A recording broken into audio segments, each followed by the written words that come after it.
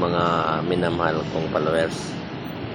Tuwang-tuwa pa nga ako pag may mga probinsya nang nag-aral na mag-vlog. Kasi alam ba nyo, ang buhay doon sa probinsya, sobra talagang hirap mga minamahal ko.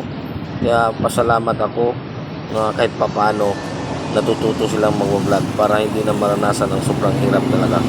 Kaya mas maraming salamat sa Facebook na binigyan nila ang pagkakataon yung taong nasa kabundukan na matututo at saka may sariling mapagpipirahan. Kaya maraming salamat dahil dyan rin ako galing noon eh.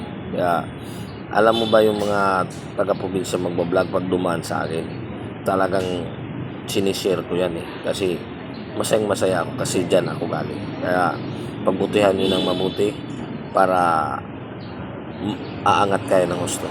Kaya sikap lang tayo mga kaibigan kong mga bagong vlogger.